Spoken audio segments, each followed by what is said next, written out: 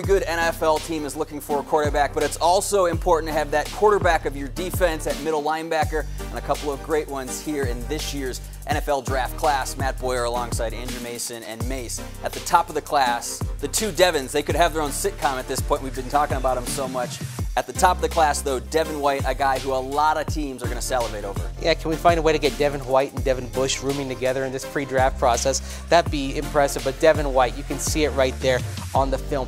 Very aggressive. He's outstanding in coverage, but he's the classic thumper that can also get upfield, make plays against the run, get tackles for losses. There isn't a hole in Devon White's game, and LSU has a lot of defensive talent. Greedy Williams at corner, probably a first-round pick, but Devon White is the guy who made LSU's defense go in a pretty good tradition of inside linebackers at LSU, and it's possible that he may not even be on the board when the Broncos pick, because Tampa Bay may look at White to replace another LSU guy, Quan Alexander. At the Combine, White said if you need somebody to cover a tight end, put Devon White on him in the third person. That kind of mentality. That's bold. When you refer to yourself in the third person like that at your first pro press conference, you've got some chutzpah right there. This next guy, though, oh, be still my heart. Devin Bush from the University of Michigan, Mace, a guy that I've watched a lot of film of, and I know you have too. I don't think the Sam Mills comparison is far off from him, and of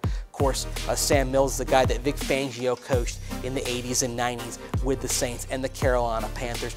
Very instinctive, and Devin Bush, he's 1 inch shorter than Devon White. He's 1/100th of a second slower in time speed in the 40-yard dash at the Combine, but those differences are really negligible. With Devin Bush, you see someone who's always around the ball, goes sideline to sideline, but he's also, as you know, really kind of the heart and soul, the inspirational leader of that Michigan defense. So in terms of his play, but also what he means in the huddle, he is a classic quarterback of the defense. I love Devin Bush. If he was there at 10, he'd be a perfect fit for the Broncos. Talked to a lot of people inside that program and people who have recently left, and they all said Bush is the first guy that they would draft off of that Michigan roster. All right, Mace, let's get to your sleeper now, a guy from the Pac-12. We talked about Byron Murphy. This is a guy, though, who, could kind of sneak in there. Burke Irvin, BBK. I like that. Yeah, they refer to him by that on social media at the University of Washington.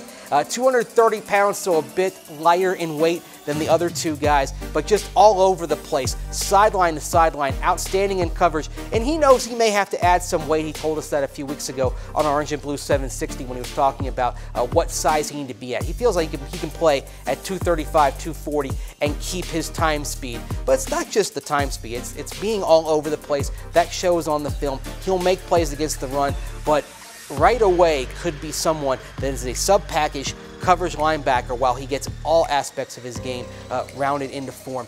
Burke Irvin could be a real good fit for a team picking inside linebacker in the middle rounds. A couple of great names to know as we inch ever closer to that NFL draft. But for now, for Andrew Mason, I'm Matt Boyer. We'll see you next time.